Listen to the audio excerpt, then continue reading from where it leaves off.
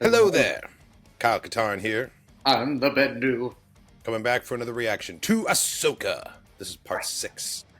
Shout out to Nerd Chronic for editing this reaction for us and sneaking it past the Disney blockade. Smuggled it all the way to another galaxy, in fact, which I am so excited for. Like, dude, unless this is a Mando episode, we're about to see a brand new galaxy for the very first time on screen.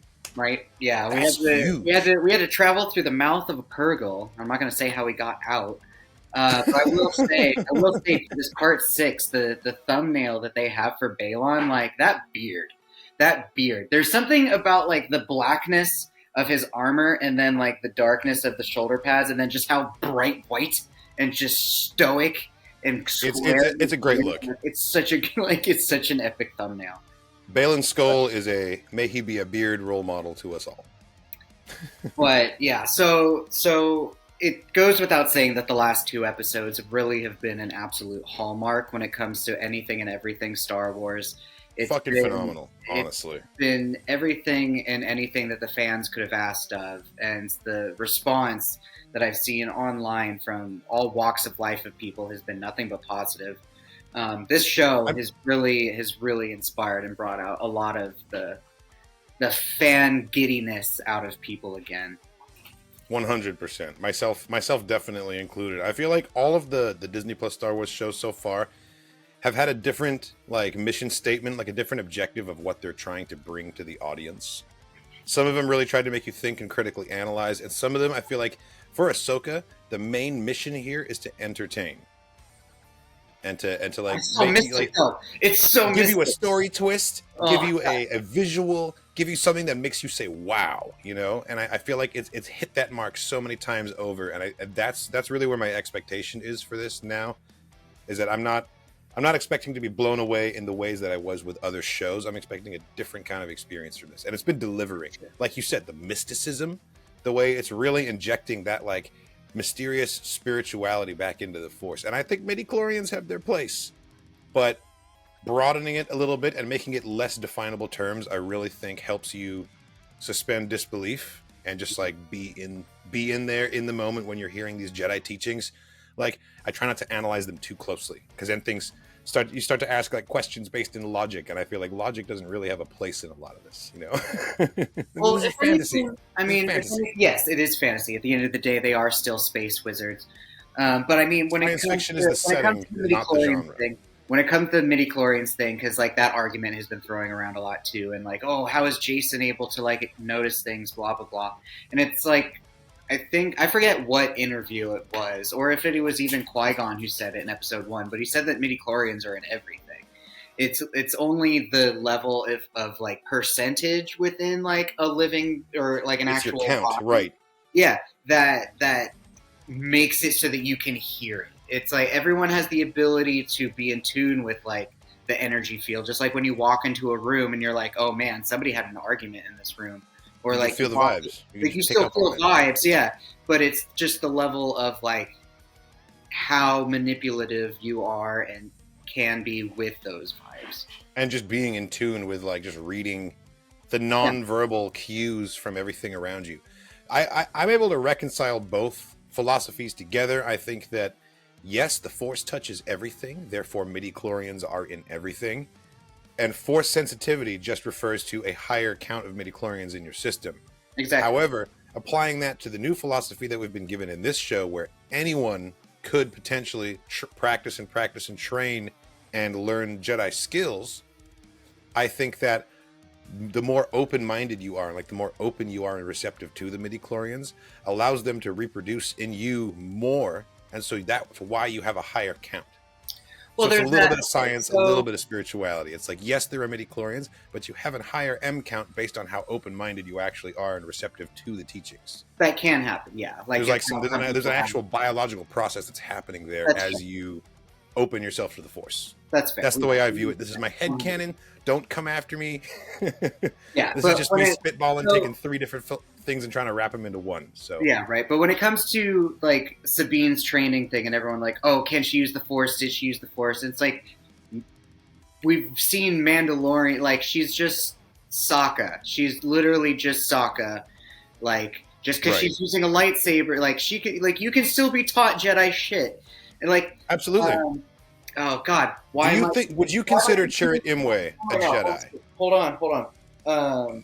Chirrut Imwe, perfect example, perfect fucking example. Would you consider Chirrut Imwe a Jedi? No, but he's not. But he's not Force sensitive. But he's still like a protector of the wills, and still no, he's not a Jedi because he wasn't trained by Jedi. He was just trained by Force cultists, essentially. Like I would say, yes, he's Force sensitive. He's just not religiously a Jedi, you know.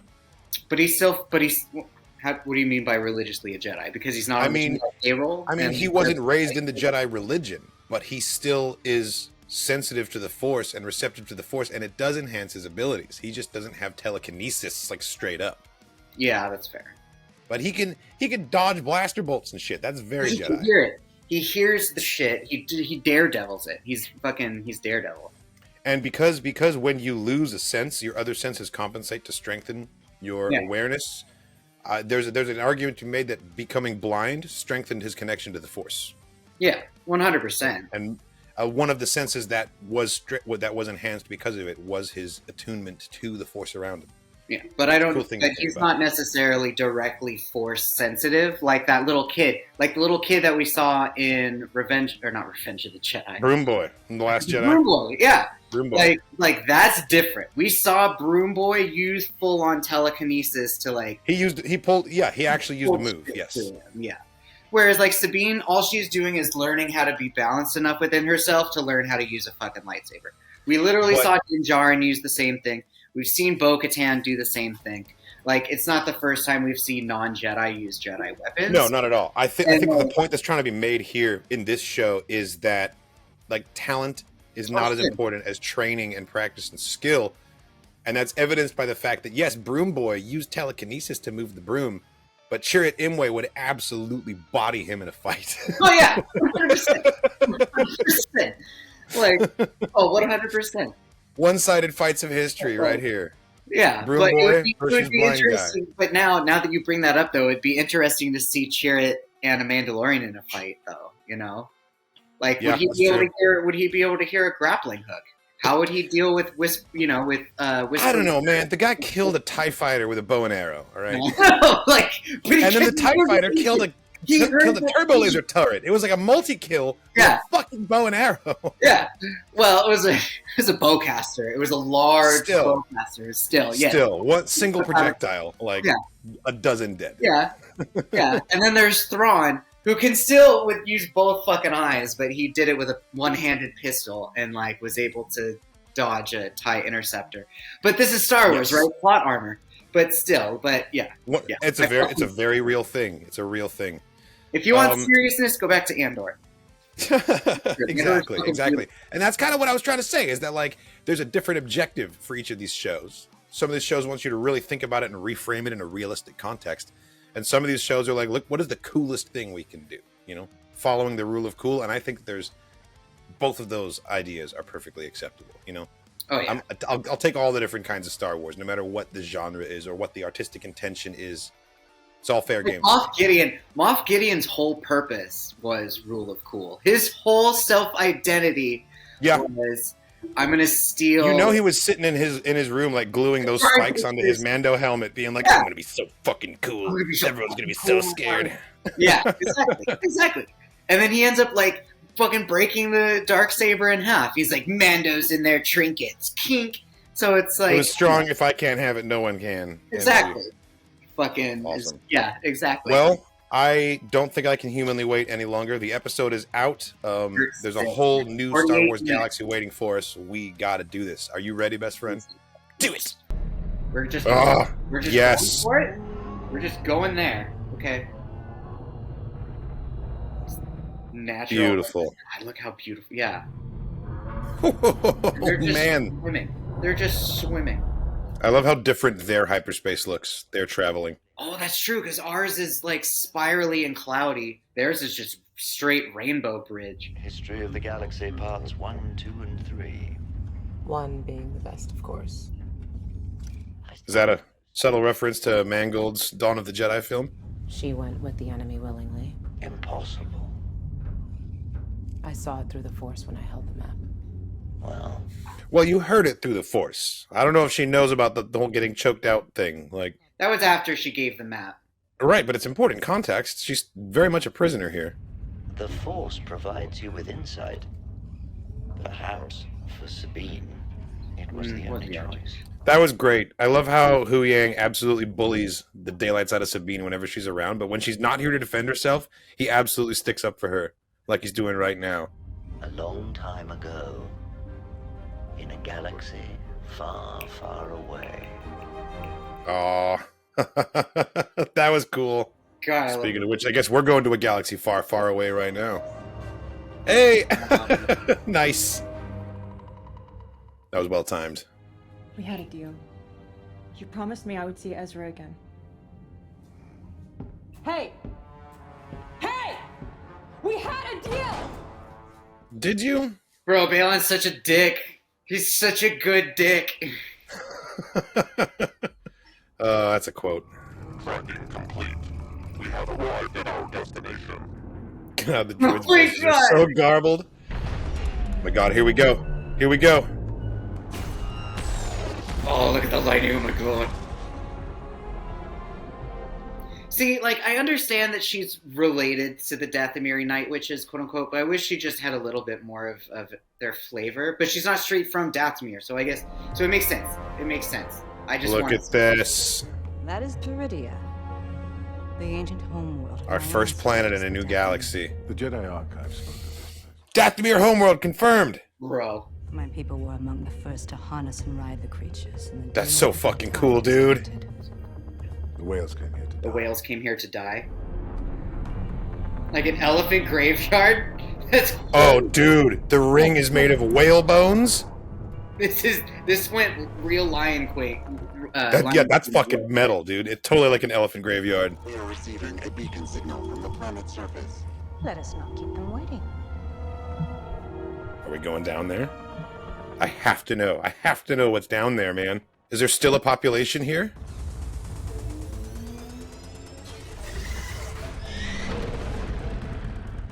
Oh, that's an interesting shuttle design. It's very angular. I like how the wings came out. What's your problem, Shin? You just angry that, you know, she's kind of a better fighter than you? Like, guys, it's the crazy eyes. Like she was hired for her crazy eyes, and she's gonna do them all day long. She's paranoid about. Dude, oh, that's some Dathomir looking. Okay, okay. That was some Dathomir architecture on that sculpture for sure. Dude, the long mouth. I'm saying. What is this place?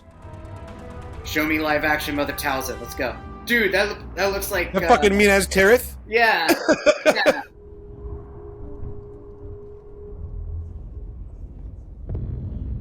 Bro! What? Who? Bro! What? Hold on. Fucking Night Sisters? What?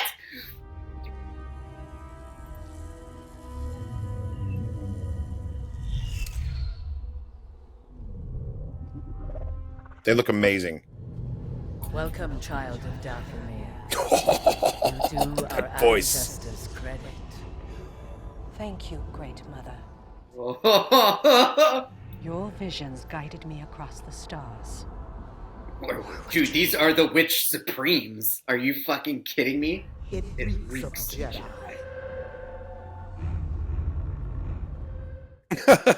She's like, don't look at me. It will wait in solitude. Oh, damn. God, he's so... Oh, God, I can't... He's so cool.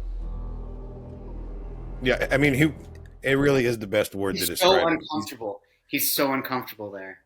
Nothing is going the way he has expected it to go. When I was a bit older than you are now, I watched everything I knew burn. The Jedi Temple? Fall of the Jedi, rise of the Empire. It repeats again and again. It's true. And again. And isn't it our turn now?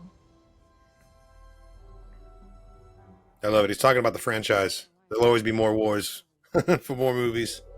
What I seek is the beginning. So I may finally bring this cycle to an end.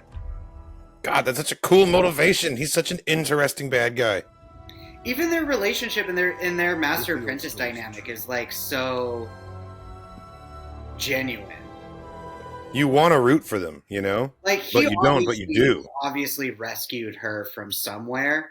And, like, because they don't have a Sith relationship. They don't, like, she very obviously doesn't seem like, I'm just going to stab you in the back as soon as I can. Like, it seems like he nurtures her versus the Sith are antagonistic to each other, yeah. Yeah, she wants to help him get to whatever his goal is.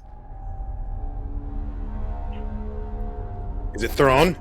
Is he here? Oh! Dude! That shot. Oh, it's repaired. Oh, look at all the chunks that have been taken out of it by the Purgil. And there it is. Oh, Chimera. Oh, in all its glory. Todd's oh, God. Well done, sir. Fucking well done, sir. What a shot. Oh, and they're just lowering onto it. Man, Thrawn doesn't give a fuck anymore about how he drives this thing.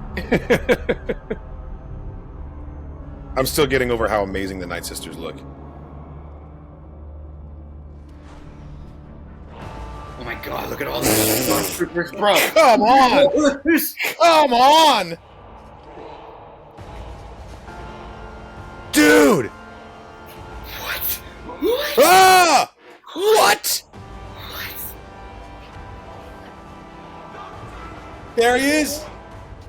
Fucking welcome back. The organ.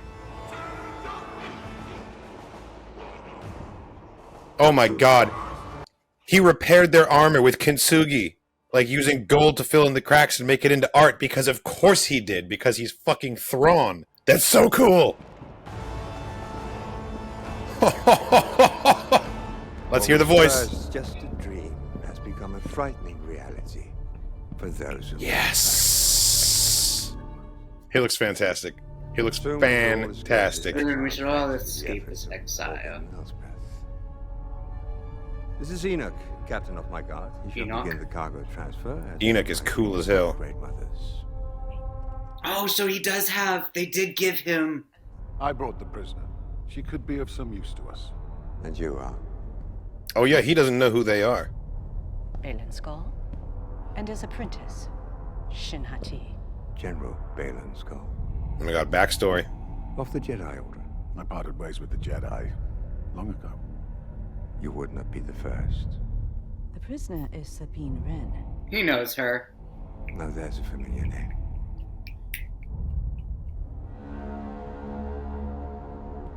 Oh my God, he's so fucking. He's perfect. He was perfect. Thrawn is usually very stoic and like hard to read, and like it's very hard to hide the fact that this actor is having so much fun being back in live action the entire time. Thrawn. What a delight it is after so long to see a familiar face. God, his eyes are incredible. He looks so good. You shall have provisions, a mount, and our latest intel on Bridget's whereabouts. Just like that? You helped my cause. Now I shall help yours. It's also quite possible that your friend... She's gonna have to hitch a ride home on the Star Whales, just like the Night Sisters of old. If you survived, I'm sure he's doing just fine. You've gambled the fate of your galaxy. On that belief. You wouldn't understand.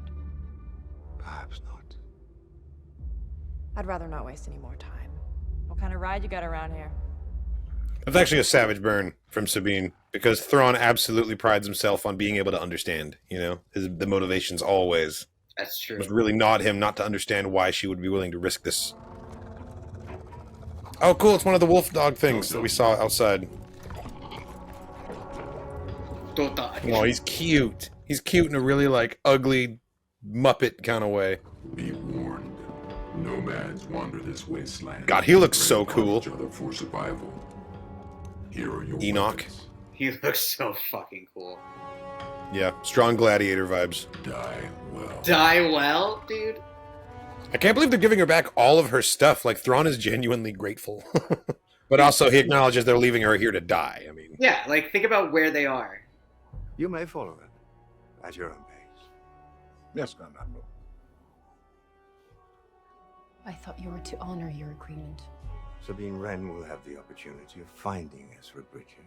And if she does, you and your master will destroy them both. I was going to say, what's the catch? There's so obviously a catch here. They're just using her as bait to flush Ezra out, because clearly Thrawn's been looking for Ezra for a while himself. Dude, his organ. The organ. Yes, I know. So Davy Jones. I love it. Well, it's the Thrawn organ theme from Rebels, you know?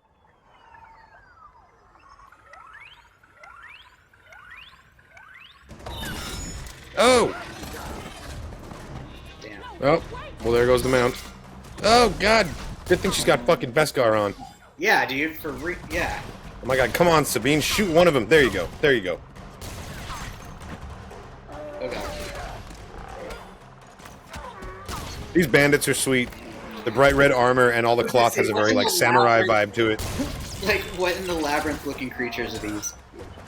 They do have kind of like a labyrinth dark crystal vibe. Taser grapple hook, taser grappling hook. They're like kind of wearing samurai armor. That's what I just said. Oh, sorry, it's distracted. They're like big versions of the guards from the Goblin City, though. I totally get what you're saying. Oh, and they've never seen one of those before. Oh, in the face! There we go.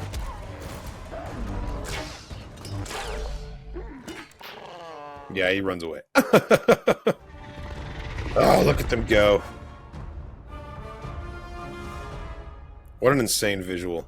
Just the ship looming up there. I'm so upset about the passing of Ray Stevenson, man. Like, I want so much more from this character. Like, it's such a tragedy. Should we not send more troops to support them? During this exile, our numbers have dwindled. So, no. 2 squads will suffice. Damn, just shut down. It matters not whether Wren and Bridger are killed or stranded here. The same can be said for your 2 mercenaries. Wow. He doesn't give a fuck about any of them. That was a great shot. That was a callback to the Dark Empire comic.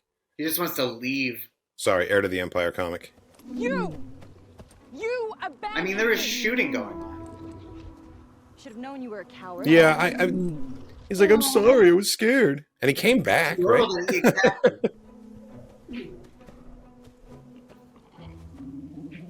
Oh, don't send him away. Why are you trying to send it away? I know, he's coming back to help.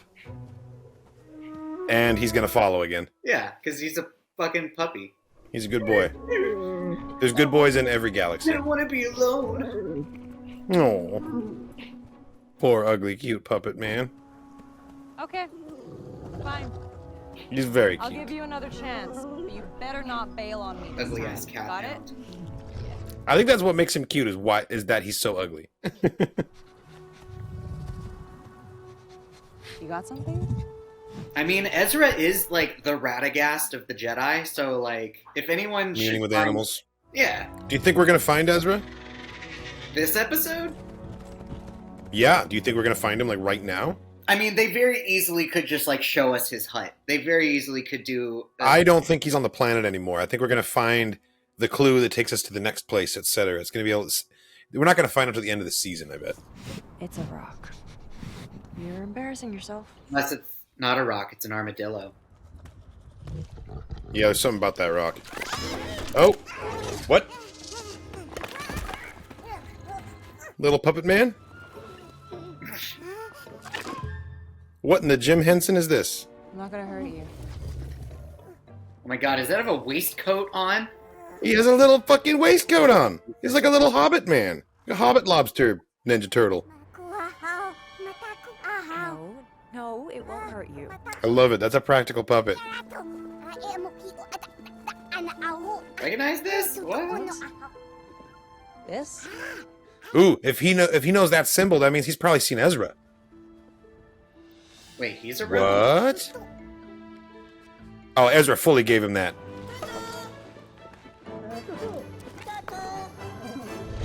Oh my god. I'm sorry, what in the Fraggle Rock? Yeah. How many of them are there? And what were they doing just hiding under the, like, hiding on the ground? Do you know Ezra Bridger? He's my friend. You know that word? No, you're not gonna eat the hermit crab, man. I know, he's like, when do I get to eat one? Fascinating. Okay, so these little Fraggle Rock people know Ezra, and like they all have rebellion symbol necklaces. It's like it's so Star Wars without still not being Star Wars. Well, you were saying labyrinth earlier. I think these creatures feel so dark crystal to me. Yeah. Comes from a breed of Boken Jedi trained in the wild after the temple Boken fell. Jedi? Did you just say Boken Jedi? Yeah. That's so cool. What does Boken Jedi mean, I wonder? He was trained as a Jedi. I trained as something more. That's cool. I like how much they're dancing around the definitions of what to call these two. I miss the idea of it. Dude, he's what Qui-Gon would have fucking been. But not the truth.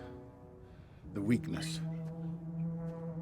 There was no future. I think he's a dark side of what Qui-Gon could have been. I see what once was the great witch kingdom of the Dathmiri. The existence of the Great Mothers confirms this. Perhaps they flee a power greater than their own. Can't you see it? I see bandits. Oh my God, yes. Absolutely wrecked them. The enemy of our enemy is our friend. Oh, okay. That's true. Balin's really good at turning people. Yeah, so much samurai vibes from these bandits, dude. He knows how to be diplomat. Yeah, dude, they have like hatchets. Mink, mink, mink, mink, mink, mink, mink, mink, mink, mink, mink, mink, mink, mink. So was Ezra like a?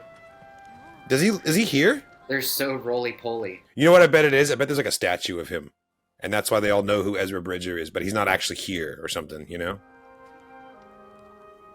That is. No. Little baby. Kinda ugly, kinda cute. He's cute and kind of ugly. Might get eaten. So is Ezra Bridger like a trailer park supervisor? Oh my God. This is like he hangs out here with these guys? I knew I could count on you. Wow. Come on. Come on.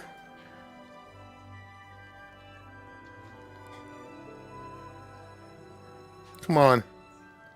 Oh, he looks great. He looks like Jesus. He does. He's got a little bit of a space Jesus. Always a plan. Oh my God. Never a good one. Hey, it worked, didn't it? It's Ezra! He looks good. He definitely has an Ezra of Nazareth thing going on, for sure. Ezra of Nazareth.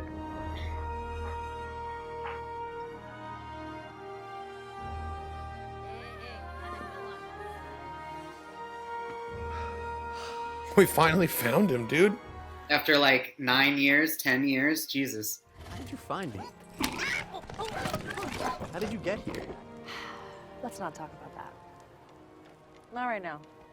I was gonna say, you need to like... Come on, girl. That's kind of pressing. Tell him. Yeah. What? You hear that? He said bring out the booze. Break out the good stuff. Oh, they're nomadic. They're packing up to leave. Dude, his eyes are fucking... I love that he's got the 2 scars right here from season 4. You're not going home, bro. Well, you might... Well, I don't know. I don't know who's going home right now. If anyone can communicate with the Star Whales and get him to take him home, it would be Ezra.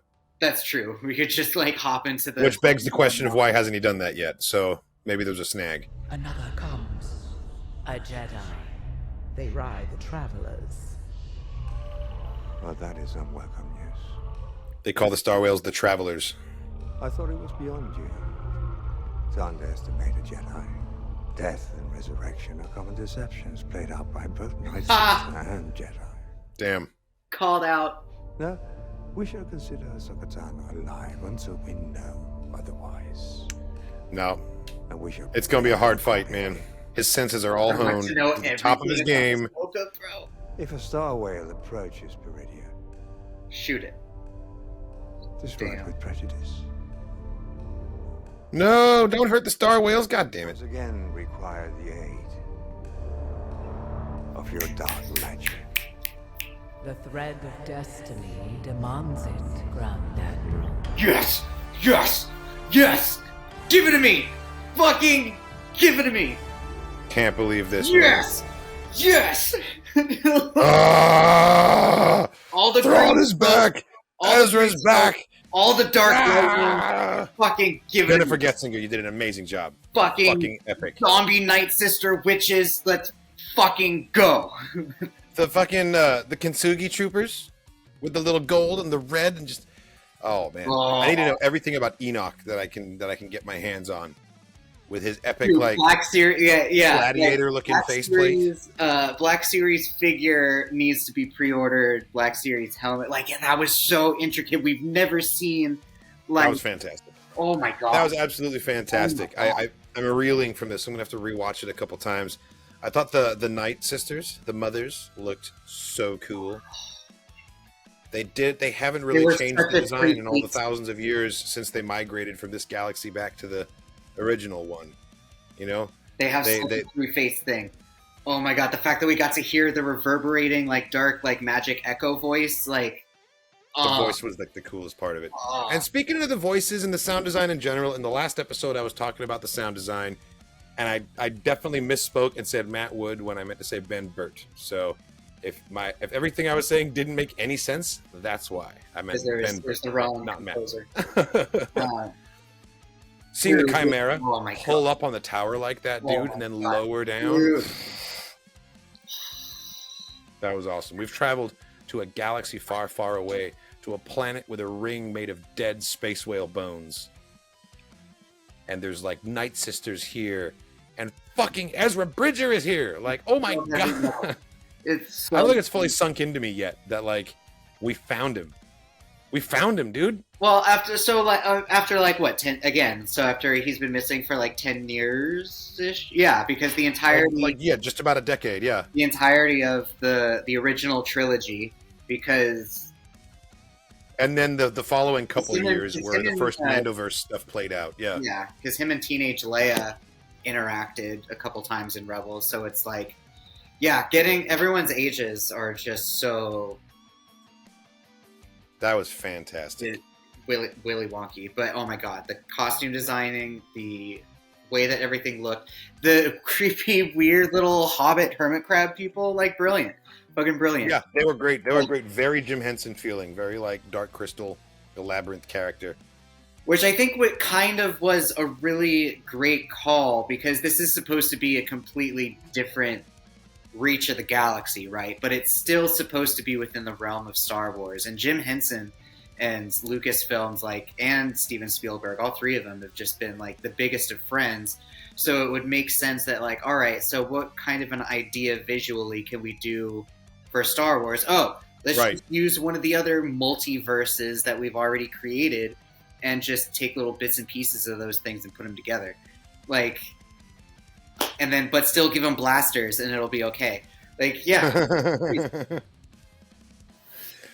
No, it's really, really cool getting to flesh out beyond the galaxy and seeing more things, and things that are familiar from the galaxy. I say our galaxy, but I mean the Star Wars galaxy, the main Star Wars galaxy. But knowing that Night Sisters were originally part of this other galaxy, and they migrated here with the Travelers, as they call them. Rails, yeah. That's some awesome lore, that we didn't know about before.